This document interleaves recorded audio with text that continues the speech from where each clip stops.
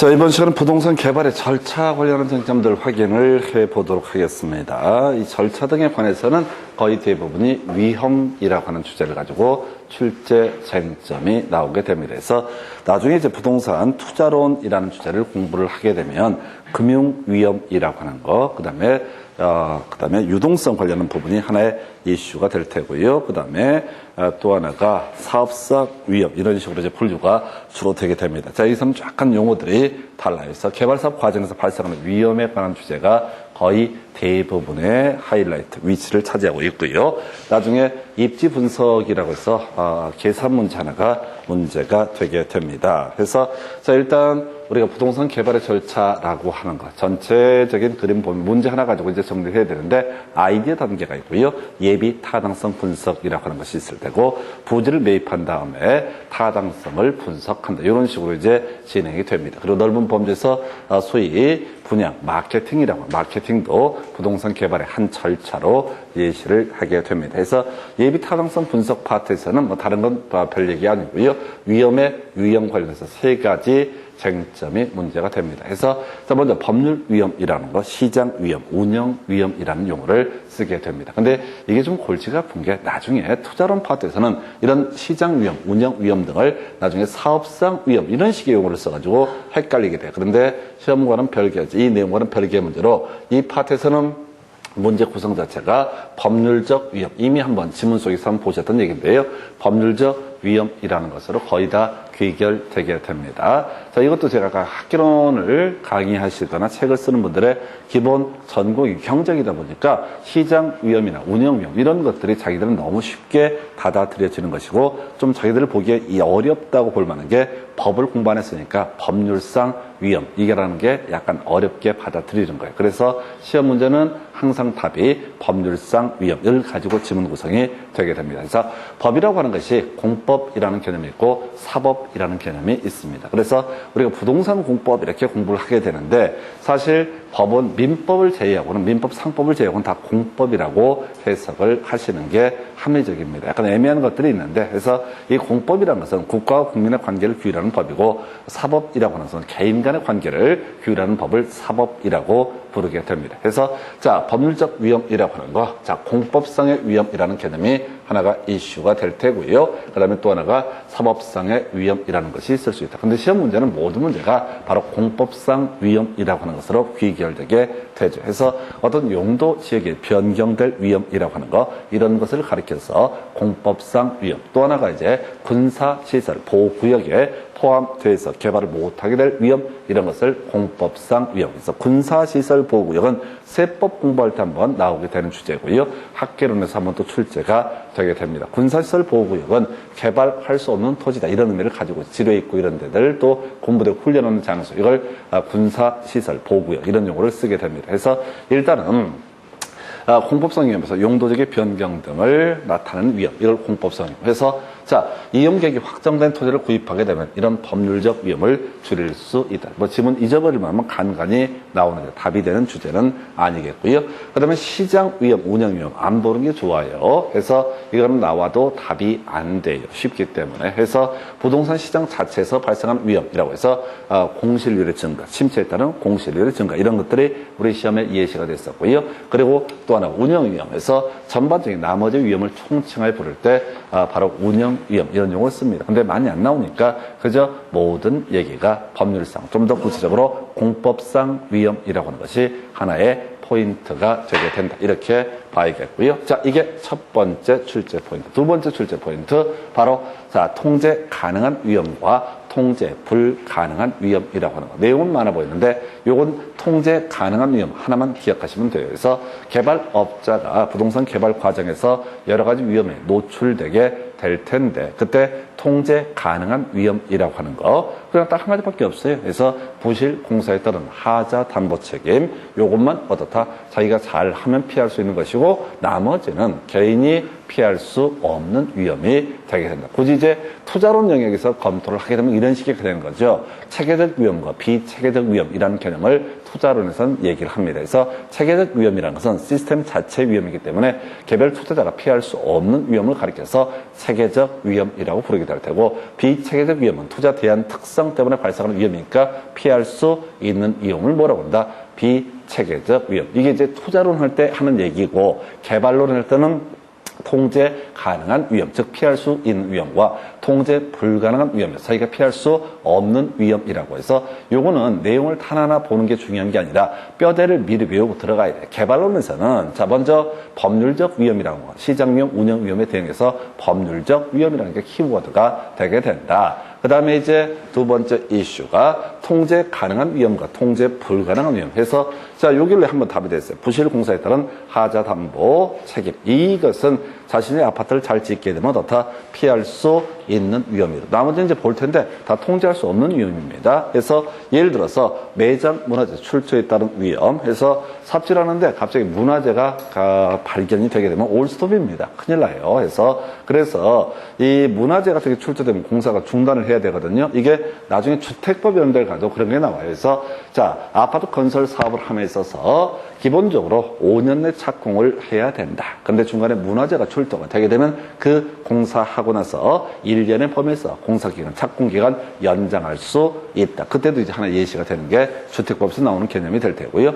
그 다음에 이제 거시적 시장 환경 변화에 따른 위험이라고 하는 거, 이것도 피할 수 없는 위험이죠. 요즘에 이제 제일 대표적인 코로나 사태, 이런 거는 답이 안 나오지. 답이 안 나와. 그래서 누가 부동산 개발 사업을 한다고 해서 삽질을 시작했는데 그게 경기도에 삽질하든 서울에 삽질하든 전라도에 삽질하든 뭐 때문에 코로나 때문에 올스톱이 돼버리는 거야. 이것들은 개발업자가 피할 수 있는 위험이 아니다. 또 이제 사업지 주변에 사회 간접 자본시설의 지연 위험이라고 하는 것이 있게 되죠. 이것도 통제할 수 없는 위험이라고 해석을 하게 됩니다. 통제할 수 없는 위험. 그래서 요걸로 이제 이슈가 됐던 게 송도에서 아파트 분양 받았던 분들 몇 분이 그 계약을 해제하겠다라고 이렇게 소송을 걸었던 사안이 있습니다. 그래서 계약의 해제, 민법에서 공부를 하게 되는 개념이죠. 그래서 자, 분양 계약이 체결이 된 상태에서 일방 당사자의 귀책 사유 있는 채무 불이행이 있게 되면 상대방이 계약의 효력을 소급해서 소멸시키고 손해배상을 청구할 수 있는 것을 뭐라고 한다? 해제라고 부르게 된다. 그래서 그분들의 소송 내용을 보니까 이게 이제 대법원까지 가서 요 근래 판결이 나온 건데 그런 식이야. 송도 인근 지역 아파트 분양 광고할 때 뭐 들어오고 좋은 거 쫙 썼는데 하나도 안 들어온 거야. 인천시가 그게 이제 돈이 없어가지고 그런 각종 편의시설을 하나도 제대로 설치를 못하고 미안한 마음에 인천시에서 송도 인근에다가 쓰레기 뭐 이렇게 소각장이 하나 설치해 준 거야. 그래갖고 얘들이 열받았지. 분양받은 사람 입장에서는 이 건설사가 뭐 사기 뭐 이런 거 한 거 아니냐. 이걸 갖고 시비를 걸었던 사안에서 요거는 이제 건설사가 해결할 수 있는 위험도 아니고 건설사가 허위 과장 광고를 한 것도 아니고 그냥 지자체에서 발표한 자료를 그대로 따다가 광고한 것에 불과하기 때문에 소위 사기도 아니다. 그래서 해제, 취소의 대상이 되지 않는다. 이렇게 이제 판결 나왔던 게 있었어요. 그래서 이게 사업지 주변의 사회 간접 자본시설의 지연 위험은 개발업자가 통제할 수 있는 위험이 아니다. 그 외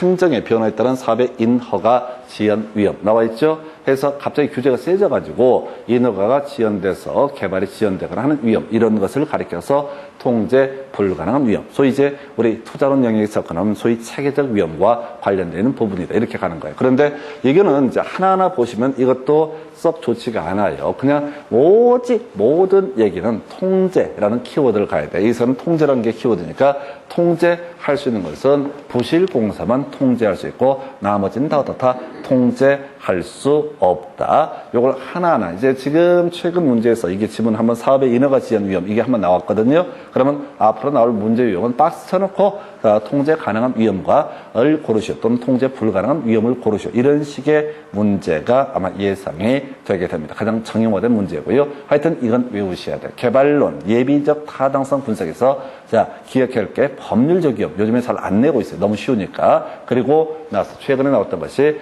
통제 가능한 위험과 통제 불가능한 위험 이런 게 있겠고 하나만 더 약간 다른 관점인데요. 자 지금 최근에 두 문제가 구성이 됐던 주제죠. 바로 개발사업 과정에서 긍정적 요인과 부정적 요인 이렇게 가게 됩니다. 그래서 이게 이제 재개발, 재건축 사업이 한번 나와서 그냥 일반적인 개발사 두 가지를 제가 짬뽕을 해서 자리를 만든 건데 이 파트에서는 용적률 얘기하고요. 기부채납, 공법적인 개념인데 요것만 감을 잡으면 한번 들으시면 대충 시험 볼 때 다 찍어내실 수 있습니다. 이건 줄줄 외워서 가는 게 아니라 용적률하고 기부채납이라는 용어에 익숙해지셔야 돼. 그래서 먼저 지금 이제 긍정적 요인, 자 원가 하락하면 어떻다? 긍정적 요인이 된다. 그래서 지금 사업 개지 예정지 주변에 토지 가격이 혹시 좀 빠지게 되더라. 어떤 이유로? 그러면 그건 긍정적 요인이 되게 된다. 요즘에 이제 이런 코로나 사태 이런 것 때문에 전반적으로 경기 침체에 맞물리고요.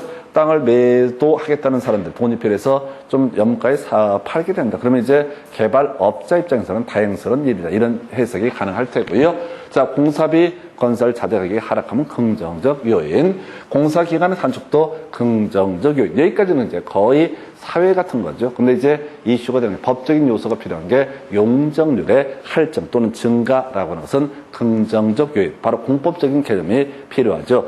용적률은 공법할 때 대지 면적에 대한 연 면적의 비율에서 만약에 대지가 100평인데 용적률이 200%다라고 하면 200평까지 건물주 연면적을 뽑아낼 수가 있다. 300%다 300평까지 뽑아낼 수 있다. 그래서 용적률은 크면 클수록 좋은 거죠. 똑같은 개념에서 건폐율이라는 것도 옆으로 펼칠 수 있는 범위를 얘기하는 거죠. 그래서 대지 면적이 100평일 때 건폐율 50%면 최대 50평까지 펼칠 수 있고 70%면 70평까지 펼칠 수가 있다. 이런 논리 구조이기 때문에 이 건폐율이나 용적률이라고 하는 것이 증가 또는 할증되게 되면 이건 긍정적 요인이 되게 된다. 그 다음에 이제 기부채납이라는 용어, 우리가 아파트 건설 사업할 때 주로 이슈가 되게 되는데 아파트 건설 사업 등을 함에 있어서 지자체한테 토해내야 되는 땅을 가리켜서 기부채납이라고 부르게 됩니다. 그래서 이 기부채납 면적이 감소하게 되면 이때는 뭐다? 긍정적 요인이 되게 됩니다. 그래서 이 두 개만 약간 법적인 이해가 필요하고 나머지는 다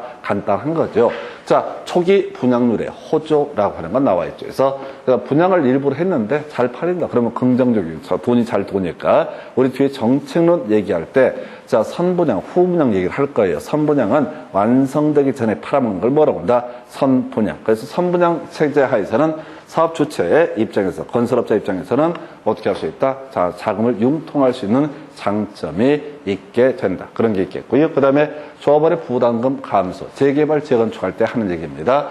조합원의 개별 조합원이 분담이 되는 분담금이 감소하면 그건 긍정적 요인으로 보게 된다. 그 외에 일반 분양분의 분양가 상각, 요것도 이제 개념을 알아야겠구나. 우리가 재개발이나 재건축을 하게 되면 지어진 아파트 중에서 조합원한테 분양하는 게 조합원 분양분이라고 부르게 될 테고, 조합원 외자에게 분양하는 것을 일반 분양이라고 부르게 됩니다. 그래서 조합원 분양분과 일반 분양분이 있는데, 조합원 분양분이 조합원 분양분은 별개로고 일반 분양분의 분양가 상승 등을 하게 된다. 그러면 조합원이 분담해야 되는 금액이 작아지기 때문에 이것은 긍정적 요인이다. 이렇게. 다만 이 파트를 가실 때는 되게 단편적으로 접근하셔야 돼. 이걸 두 단계, 세 단계를 생각하면 이게 이 말이 완전 꼬여버려요. 두뇌가 너무 복잡해져. 그러니까 제가 누차 말씀을 드리면 학개론이라고 하는 영역에서는 문제를 구성할 때 되게 단편적인 지식들을 물어봐요. 그분들 이제 공부하는 거에 대비해, 출제위원들이 공부한 거에 대비해서 좀 쉽고 이제 유치한 것들을 물어본다고 생각을 하셔야 돼요. 근데 이걸 너무 깊이 생각을 하게 되면 저게 꼭 긍정적 요인일까? 예를 들어서 일반 분양분의 분양가 상승이 되면 아니 그러면 아파트 일반 조합원도 분양가가 상승할 여지가 그럴 경우일 수도 있지 않겠느냐라고 막 생각하게 되면 개판돼 버리는 거예요. 근데 그냥 단순하게 조합원 분양분이 있고 일반 분양분이 있다고 했을 때 일반 분양분의 분양가를 높게 후려쳐가지고 받아먹었다. 그러면 조합원은 좀 적게 낸다. 이렇게 단순하게 접근하셔야 돼요. 그래서 이 파트가 아무 내용도 아닌데 이게 좀 진지하게 생각을 하시게 되면 이게 일이 꼬여버립니다. 초기에 분양률이 호조다. 그러면 이제 이게 무슨 긍정적 요인이냐 이렇게 주장하는 분들이 있어요. 왜? 아파트 값이 앞으로 오르게 돼 있는데 경험칙상 계속 오를 텐데 초기에 어려워도 적게 분양하고 나중에 많이 분양하는 게 오히려 남는 장사가 아니냐. 이게 선분양, 후분양할 때 나온 얘기야. 선분양이 좋은 거냐, 후분양이 좋은 거냐라고 했을 때 자, 후분양이 누구 입장에서 건설사 입장에 훨씬 좋다고 주장하는 분이 있다니까. 왜? 아파트 값을 3년 전에 분양할 때하고 지금 분양할 때는 가격 차이가 평균적으로 계속 오르고 있으니까 어떻게 한다? 지금 후분양해야지 건설사가 큰 돈을 더 벌 수가 있다. 이렇게 이제 계산하는데 거기서 한 가지 간과한 게 뭐냐면 건설사가 중간에 망해버린다는 생각을 안 하는 거지. 그러니까 이게 깊이 생각하면 이게 계속 꼬여요. 이런 거 같기도 하고 저런 거 같기도 하고. 그러니까 여기는 학개론을 접근해 가실 때는 기계적으로 되게 단편적으로 접근을 하면은 문제가 쉬워지고 이걸 너무 심도 있게 고민을 해버리면 이게 좋을 수도 있고 저게 좋을 수도 있고 이게 개판돼 버립니다. 그래서 강의할 때 아무것도 아니라고 생각하는데 실제로 되게 피곤해. 자, 이주비 대출금리 하락이라고 하는 거, 조합원, 재개발, 재건축할 때 우리가 정비법에서 공부하는 개념 한번 체크해 볼까요? 정비법에서 공부할 때 절차라고 하는 게 건설계획의 확정을 가리켜서 사업시행계획이라는 표현을 쓰게 됩니다. 사업시행계획이라는 표현을 쓰고요. 사업시행인가라는 표현을 쓰죠. 그 다음에 이제 공급계획을 관리처분계획의 인가, 관리처분인가에서 이게 이제 거기 가서 문제가 되죠. 어디 가서 문제가 되냐면 지금 이제 공인중개사법 할 때 분양권하고 입주권 얘기를 하게 됩니다. 그래서 관리처분인가라고 해서 동호수를 제외한 평수가 분양가 등이 책정이 된 상태를 입주권이라고 부르게 되고 나중에 이주해서 동호수까지 추첨을 하게 되면 그걸 분양권이라고 부른다. 분양권은 중개 대상물의 범주에 포함되고 입주권은 중개 대상물의 범주에 포함되지 않는다. 이게 중개사법 공부할 때 하는 얘기인데요. 여기서 이제 관리처분 인가 있고요. 이 분양권으로 전환되기 전에 먼저 조합원들 이주해야 되거든요. 근데 이주비 대출 금리가 하락하면 아무래도 긍정적 요인, 빨리빨리 이사 갈 수 있으니까 사업도 차근차근 진행이 될 수가 있다. 이런 논리 구조가 됩니다. 그래서 여기서는 용어에 관한 부분, 기부 체납하고요, 용적률 정도만 개념 잡으면 좋겠고요. 일반 분양분이라고 하는 거, 우리가 개발 사업의 기본에 있어서 조합원 분양분과 일반 분양분이라는 개념이 있다. 딱 요 정도까지 해서 이게 이제 지금 뒤에 문제 보시겠지만 두 문제나 구성이 됐던 그런 사례입니다. 그래서 긍정적 요인, 부정적 요인이라고 하는 거 해서 지금 세 가지가 이슈가 되죠. 첫 번째 이슈가 됐던 게 법률적 위험 및 기타 잡다한 것들. 두 번째가 통제 가능한 위험이라는 개념과 통제 곤란한 위험에서 부실공사 요것만 통제 가능하고 나머지는 다 통제할 수 없는 위험이다. 이렇게 가야겠고 세 번째 이슈가 되게 될 것이 바로 긍정적 요인, 부정적 요인이라는 개념이 나오게 된다. 이렇게 정리를 합니다. 그래서 부동산 개발의 절차라고 하는 거 이렇게 보셨고요. 자, 이제 또 하나의 출제 포인트가 기다리고 있네요. 그래서 자, 다른 건 잡단 얘기고요. 지역경제 분석이라고 해서 입지 계수라고 하는 거. 자, 우리 앞에서 공부했던 계산 문제 한번 쓱 한번 기억을 해 보도록 하겠습니다. 우리가 시장론 파트에서 이제 나왔던 문제 중에 하나가 정보의 가치라고 하는 개념이 있었죠. 그래서 머릿속 생각하시되 정보의 가치를 계산하는 것은 일단 기본적으로 30초, 40초 안에 풀어야 된다. 그러면 어떻게 돼? 미리 문제를 푸는 순서를 외우고 들어가야 돼. 제일 먼저 일시불의 현재 가치 계수를 1 플러스 Rn승분의 1이라는 공식을 통해서 일단 하나 값을 구해놓고 개발이 됐을 때 가치, 그건 단순하게 개발이 되면 8억 8천이다. 이렇게 이제 예시를 하니까 그게 정보가 반영됐을 때 가치가 될 테고 정보가 반영되지 않았을 때 가치가 어려웠어요. 개발될 확률이 40%고 개발됐을 때 8억 8천이고 개발이 안 되면 6억 6천이다. 그러면 이제 8억 8천 곱하기 0.4, 6억 6천 곱하기 0.6 해서 바로 정보가 반영되지 않았을 때 가치를 각각 계산해서 아까 미리 계산해 놨던 일시불의 현가 개수를 곱하게 되면 이 두 개 차액, 이게 바로 정보의 가치다. 이게 머릿속으로 암기가 돼 있어야 돼요. 문제를 보고 나서 곰곰이 생각해서는 절대 풀 수가 없습니다. 그 다음에 또 뭐가 있었더라? 저기 웨일리의 소멸 법칙, 허프의 상권 분석 모형. 요거 문제 구성할 때는 그냥 무조건 문제에서 뭐라고 얘기를 하든 간에 고객 유인력을 먼저 구한다. 그래서 각각의 고객 유인력을 더해서 분모로 삼고 각각의 고객 유인력이 분자가 되는 거. 이게 바로 각 도시를 방문할 확률 또는 허프의 상권 분석 모형에서는 각 상점을 방문할 확률 이런 식으로 정의를 하게 되죠. 그래서 이렇게 각각의 소위 계산 문제라고 불리는 것들을 생각하고 풀고 이 시간 자체가 아예 없어요. 아예 없으니까 무조건 어떻게 해야 된다. 이렇게 미리 외우고 들어가야 되지. 바로 입지계수라는 개념. 요것도 이제 이슈. 요건 나중에 감정평가론이라는 개념과 연계가 되게 되는데 감정평가를 할 때요. 어떤 물건에 대해서 감정평가 의뢰가 들어왔을 때 먼저 지역 분석이라는 것을 먼저 하고 그래서 대강의 가격 수준을 파악한 한 다음에 그리고 나서 개별 분석이라고 하는 것을 하게 된다. 이런 구조로 돼 있어. 순서 물어보는 것도 하나의 답이 됐고 30회 때는 지역 분석은 거시적 분석이고 개별 분석은 미시적 분석이다. 이런 주제를 가지고 답을 구성을 했던 바가 있습니다. 다시 돌아와서 입지계수라고 하는 거 요거는 항상 전체분의 일부라는 공식을 외워야 되고 이 문제를 풀어할 때는 항상 분모값을 미리 계산을 해 놓는 것이 필요하다 해서 자 A 지역의 A 도시의 X 산업의 입지계수라는 공식을 만들게 되면 전국의 전체 고용자 수분의 전국의 X 산업의 고용자 수 이게 분모값 분자는 A 지역의 전체 고용자 수분의 A 지역의 X 산업의 고용자 수 그래서 볼까요? 전체 고용자분의 X 산업 전체분의 X 산업 이게 이제 전체분의 일부 이런 구조가 될 테고 똑같이 전국이라고 하는 거 그 다음에 A 지역 이런 식으로 전체분의 일부라고 하는 거 전체분의 일부 그러면 이제 이런 식에서 이렇게 나오는 경우도 있겠죠. 좀 이따 문제 가지고 설명을 드릴 텐데 자 B 지역의 Y 산업의 입지 계수를 구하시오 라고 한번 예를 들어보겠습니다. B 지역의 Y 산업 그러면 전국의 전체 고용자 수분의 전국의 Y 산업의 고용자 수 이게 분모값이 될 테고 그 다음에 분자값은 B 지역의 전체 고용자 수분의 B 지역의 Y 산업의 고용자 수 이렇게 전체분의 일부 자 C 도시의 Z 산업의 입지 계수를 구하시오 라고 하면 전국의 전체 고용자 수분의 전국의 Z산업의 고용자 수 이게 분모값이 될 테고 그 다음에 분자값은 C 도시의 전체 고용자 수분의 C 도시의 바로 Z산업의 입지 계좌 고용자 수 이게 바로 C 도시의 Z산업의 입지 계수 이런 식으로 이제 가는 거예요. 그래서 이게 그냥 눈으로 보면 다 될 것 같아요. 근데 항상 문제의 포인트는 이걸 1분 또는 45초, 50초 만에 풀어내야 되니까 이걸 딱 주어지는 순간 뭐 생각이고 사실할 시간도 없어요. 그래서 무조건 자 이걸 미리 외웠다 그러면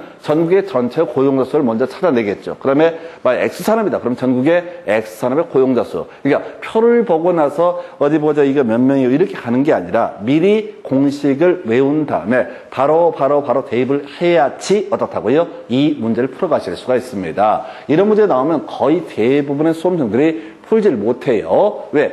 문제 읽어보다 여기 몇 명이 이지를 하다가 벌써 10초, 15초가 지나는 순간 공포가 엄습해 오는 거야. 이거 못 풀겠다. 그래서 시간 없으니까 패스할래. 이렇게 가는 거야. 그러니까 문제는 이 문제가 나올지 안 나올지는 몰라요. 근데 나온다고 전제를 했을 때는 이 공식을 공식을 외워놓게 되면은 그때는 그 필요한 부분을 찾아서 문제를 푸는 거지 그냥 일 없이 이렇게 하는 게 아니에요. 그리고 나중에 계산기 가지고 두드리기 되면 금방 세팅할 수 있으니까 하여튼 그리고 만약에 자 A도시, B도시, C도시의 X산업의 입지계수 하면 이 분모값은 항상 동일하니까 분모값을 미리 계산해 놓고 접근해 가는 것도 하나의 방법. 그럼 이제 계산하면 A지역의 X산업 고용자 수도 있겠죠. 나누기 A지역의 전체 고용자 수 나누기 계산한 값을 또 한번 나눠주게 되면 딱 값이 떨어지게 됩니다. B지역의 X산업의 입지계수를 구하시오. 그럼 어떻게 한다고요?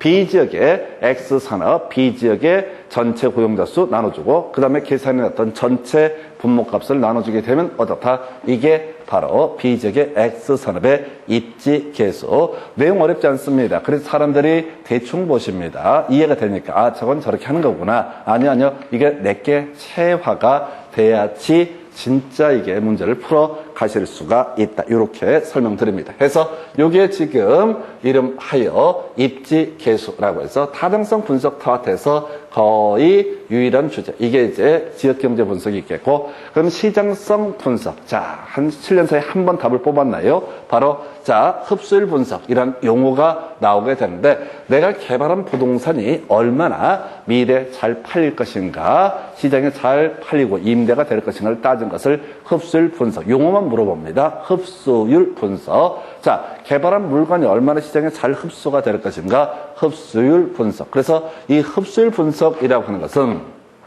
개발된 부동산이 현재나 미래 시장 상황에서 매매, 임대될 수 있는 가능성을 조사하는 것을 의미하고요.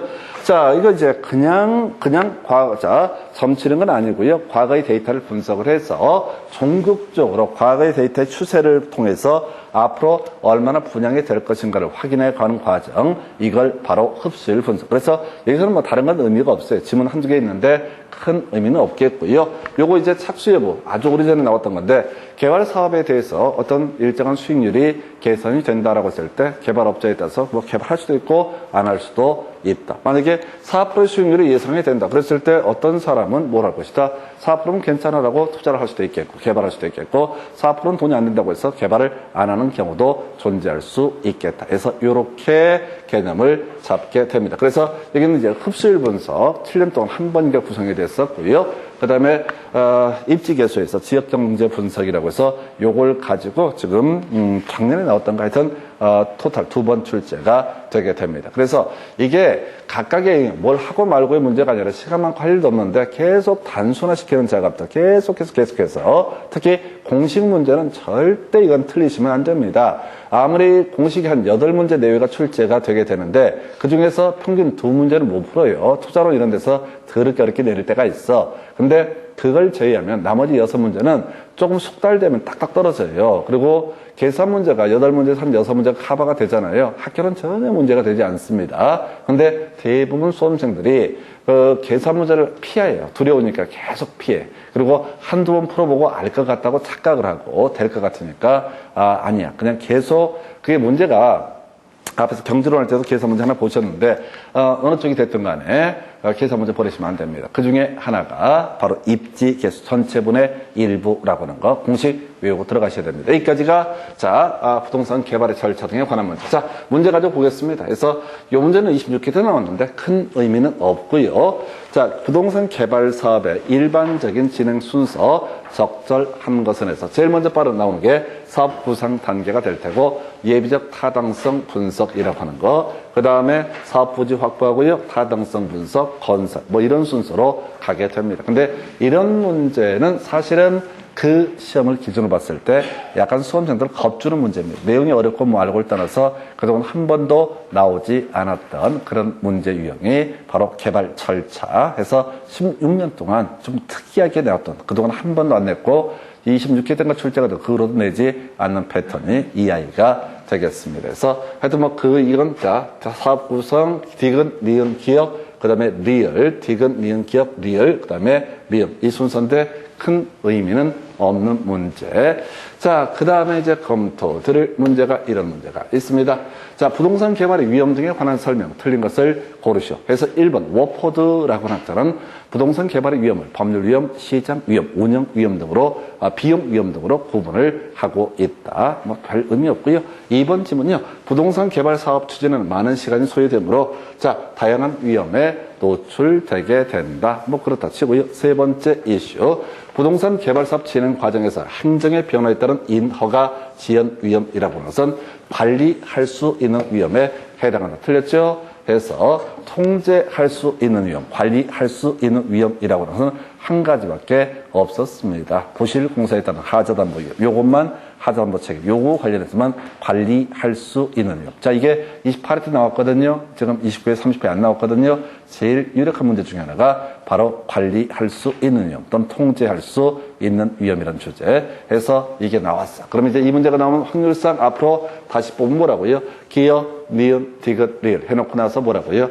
자, 관리할 수 있는 위험끼리 연결한 것은 관리할 수 없는 위험을 모두 찾으시오. 이런 식의 문제들. 해서 자, 바로 부실공사에 따른 하자 담보 위험. 이게 관리할 수 있는 위험이다. 라고 하는 거. 이렇게 해서 답은요, 3번을 가지고, 자, 이 오른편, 관리할 수 있는 의미에서 3번을 틀리게 해서 답을 구성을 했고요.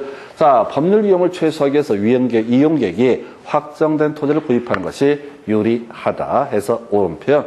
그 다음에 예측하기 어려운 시장의 불확실성은 부동산 개발 사업에 영향을 주는 시장 위험 요인이 된다 해서 비용 위험, 시장 위험 이런 것들 전혀 중요치 않습니다. 그저 법률적 위험이라고 하는 거. 이것도 이제 거의 안 나오고 있는데 하여튼 이 파트에서 많은 문제를 꼭 내야 되는 건 아니거든요. 그래서 이 문제 답은요 3번 이렇게 보셨고 그 다음 문제 살펴보겠습니다. 입지계수 대박. 이게 이제 2번 나오는데 이건 무조건 맞춰야 돼요. 계산기 가지고 이제 나중에 푸는 건 별개의 문제로 딱딱 떨어집니다. 해서 다시 볼까요? 자, X 산업의 입지계수. 그러면 이제 분모값은 뭐가 돼? 전국의 전체 고용자 수. 전국의 전체 고용자 수가 얼마냐면 6,250명 되는 거죠. 전국의 X 산업의 고용자 수. 전국의 X 산업이라고 하는 게 보면은 3,350이죠. 그럼 이걸 먼저 계산해 놔야 된다고. 자, 이 문제에서는 공통적으로 X 산업의 입지 개수를 구하시오라고 돼 있잖아요. 그러니까 분모는 전체 분모가 똑같다고 3,350 나누기 6,250을 미리 하나 값을 계산해 놔야 돼. 그리고 이것만 계산하면 이제부터는 자동으로 가는 거지. 자동으로. 어떻게 가느냐. 자, A 지역, A 도시의 X 산업의 입지 개수 하면 어떻게 공식이 돼요? A 도시의 X 산업 400이죠. 나누기 A 도시의 전체 고용자 수 1,000이죠. 1,000이죠. 그리고 아까 나왔던 전체 분모값 있었죠? 이렇게 계산하게 되면 이게 전체 분모값 5초, 10초만 투자해서 계산해놓게 되면 400 나누기 1000 나누기 자 아까 구해놓은 그 값 이렇게 하면 떨어지게 될 테고 그 다음에 1200 나누기 2000 나누기 아까 구해놓은 그 값 이게 B 도시에 1200 나누기 2000 나누기 아까 구해놓은 그 값 이렇게 가는 거야. 그러면 실질적으로 보시면 이런 식으로 계산을 하게 되면 이거 30초 안 걸려요. 30초가 안 걸린다고. 근데 미리 계산을 해야 될 게 뭐라고요? 이건 X산업만 얘기하고 있으니까 전체 분모가 똑같으니까 전체 분모값을 계산을 해 놓으면 된다고. 근데 이 계산 자체 순서도 외우지 않게 되면 하나하나 하게 되면 이게 이제 그 자체에서 10초 이상의 소요가 되니까 이게 아사리판이 돼버려요. 계산 자체가. 자, C도시의 X산업의 입지개수 650 나누기 1150 나누기 아까 구해진 그 값 D도시의 입지개수 1100 나누기 2100 나누기 아까 구해놓은 그 값 이렇게 계산을 하게 되면은 어떻게 한다고요? 이 값이 나온다고. 그래서 1보다 큰 게 있고 1보다 작은 게 있겠죠. 그죠? 이거는 지금 계산 숫자도 바뀌게 될 쪽 하니까 등등등 이 문제는 되게 쉬운 거예요. 딱 떨어지니까.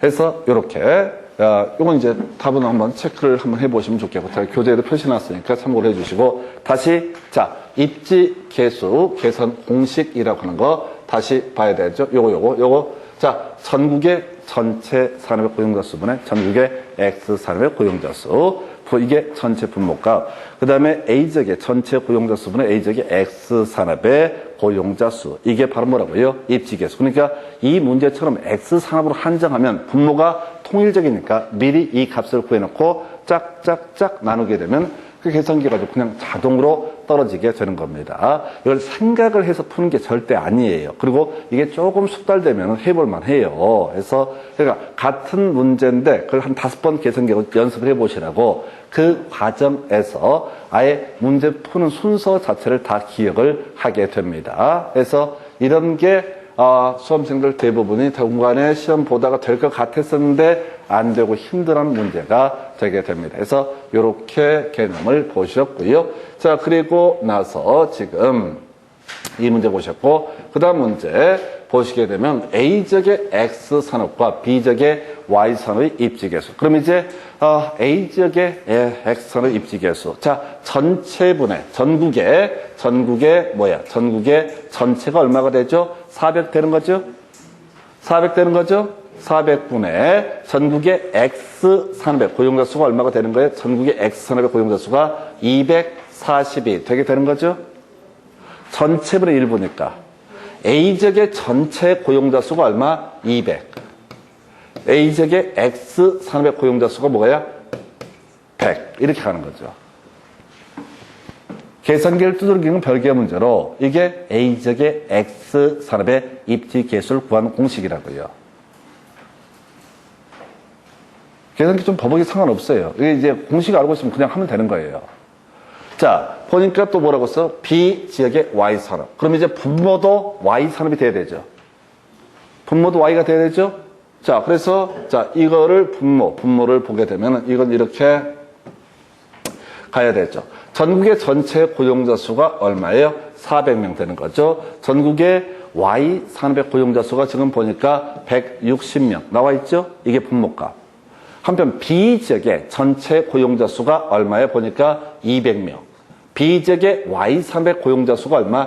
60명. 그래서 이게 바로 각각의 값이 되게 됩니다. 어려울 게 없어요. 다만 미리 공식이 암기가 안 돼 있으면 수험생들이 이 문제를 쭉 읽어봐.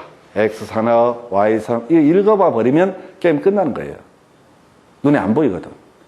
또 이 문제를 몇 번 풀어봐봤자 숫자가 위치가 가로에서 세로로 바뀌고 이렇게 살짝 바꿔주거든요. 그러면 사람들이 또 새로운 문제로 생각해서 문제를 자꾸 읽어봐요. 그러니까 문제를 읽어보는 게 아니에요. 그냥 외웠던 공식을 그대로 대입을 하는 거야. 근데 자꾸 사람들이 암기 안 하고 어떻게 이해하고 안다고 착각하고 거기서 게으름 피우시는 거거든요. 게으름 피우고 이 간단한 문제를 못 풀어. 그러니까 이 문제도 기억나요. 29회 때 봤던 분이 어떤 분이 전화해갖고 나 그 문제 놓쳤다고 뭐 시간이 없어 못 풀었다고. 그럼 결국은 수험생들이 공부가 덜 돼 있으면 뭐가 문제가 되냐면 문제 보면 이거 아는데 라고 이렇게 하면서 어쩔 줄 몰라 하는 거야. 앞에서 제가 설명드린 문제 중에 레일리의 소멸력 법칙 이런 것들을 보게 되면 이거 고객 유인력 아는데 근데 그 다음 유인력을 구해놓고 나서 멍하니 쳐다봐. 방문 확률을 구하라고 문제가 되는데 유인력까지만 구해. 그리고 어쩔 줄을 몰라. 이게 뭐지? 이렇게 간다고. 그게 뭐냐면 숙달이 덜 돼 있어서 그래요.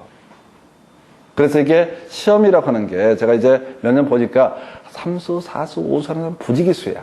그냥 조금 짬 있으면 또 한번 공부를 해볼까? 근데 거기는 항상 그게 깔려 있어. 안 될 거야, 이렇게.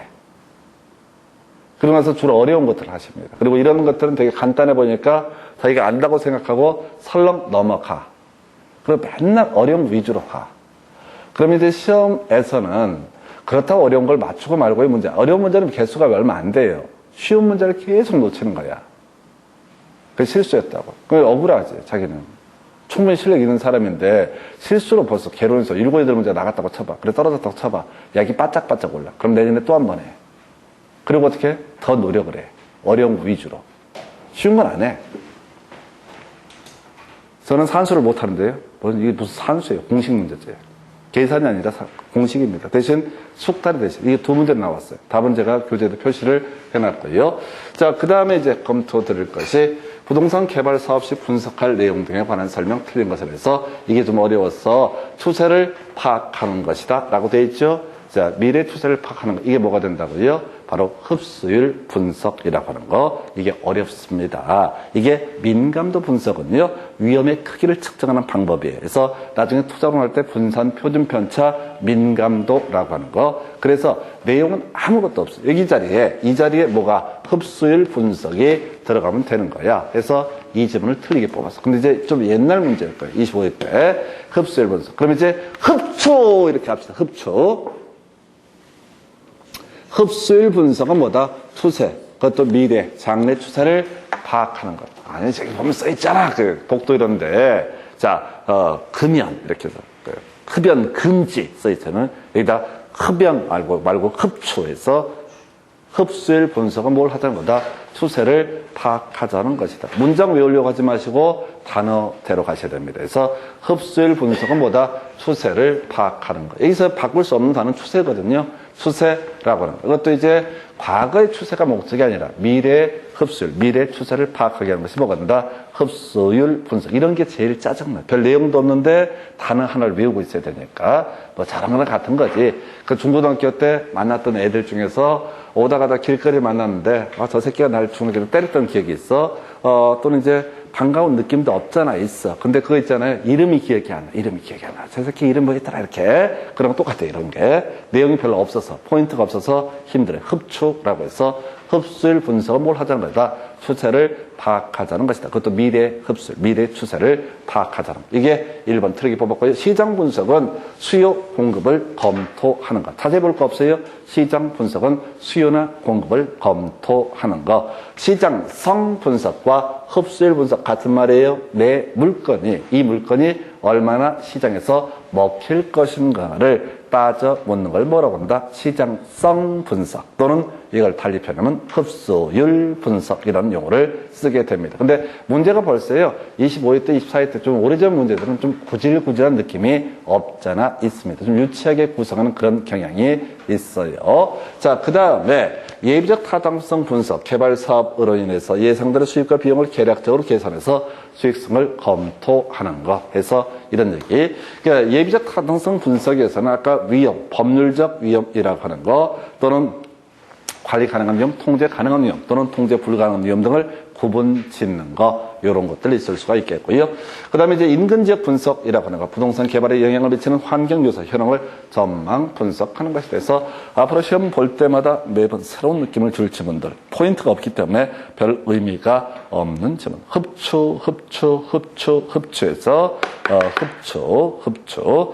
바로 흡수율 분석이 뭐예요? 추세를 파악하는 거 해서 이렇게 정리해 봤습니다. 그래서 좀 오래전 문제라서 좀 구질구질해. 자, 이렇게 보셨고요. 그 다음에 이제 이거지. 이런 문제가 두 문제. 사업에 긍정적 영향을 주느냐, 부정적 영향을 주느냐라고 해서 첫 번째가 이제 재건축 사업에 있어서 부정적 영향, 25일 때 구성이 됐네요. 그래서 가볼까요? 건설 자재 가격 상승, 원가 상승하니까 부정적 요인이 되겠죠. 그 다음에 이제 두 번째, 일반 분의 분양가 상승, 이건 긍정적 요인이라고 설명을 드렸습니다. 그래서 자, 긍정적 요인, 부정적 요인, 조합원의 부담금이 인상된다. 그러면 이것도 사람들이 협조 안 할 테니까 부정적 요인, 용적률의 할증은 뭐가 된다? 긍정적 요인. 이주 대출금리 하락하면 긍정적 요인, 공사기간 연장은 부정적 요인, 기부 체납 증가는 뭐가 된다? 부정적 요인이 되게 된다. 그래서 부정적 요인은 하나, 둘, 셋, 네 개 정도. 이런 문제가 아주 쉬운 것 같은데 내용은 그렇게 어렵지 않아요. 그런데 이제 꼭 시작들이 개수로 물어봐 짜증나게. 그러면 이제 헷갈려 버리는 거야. 특히 아까 기부채납이나 용적률 같은 단어, 공법적인 용어에 익숙하지 않게 되면 이게 한 3개까지 해놓고 움찔하는 거예요. 하여튼 그렇게 쉽지는 않은, 만만치 않은 문제. 그래서 이게 사실은 이제 개발 과정 전반에 대해서 어느 정도 이해가 있으면은, 이런 걸 문제로 내고 지랄해. 이렇게 생각할 문제고, 그 다음에 전반적 이해가 없으면 이건 외워서 풀 수 있는 성질의 것은 아닙니다. 그래서 하여튼 이런 문제가 하나 있었고요. 그래서 부정적 요인은 하나, 둘, 셋, 넷에서 이렇게 구성했고요. 그 다음 문제 가볼까요? 자, 비슷한 문제입니다. 아파트 개발 사업에 있어서 긍정적 영향을 주는 요인은 모두 몇 개인가? 자, 문제 분석해 볼까요? 아까 지금 재건축 사업에 있어서 부정적 요인을 모두 고르시오. 이렇게 나왔었죠? 그잖아요. 그럼 29회 출제위원은 이 문제를 보고 베끼는 거야. 그럼 재건축이라는 말 하면 너무 티나잖아. 그러니까 그냥 부동산 개발 사업이라고 풀고, 아까는 부정적 요인을 모두 연결하시오. 이번엔 긍정적 요인을 연결하시오. 문제가 꼭 이렇게 바꿔치기예요. 그러니까 내 툴이 정해져 있다고. 그래서 지금 보면은 공사기간 연장은 부정적 요인이 될 테고, 대출 이자율의 상승은 어느 쪽이 됐든 간에 수요가 줄어드는 거죠.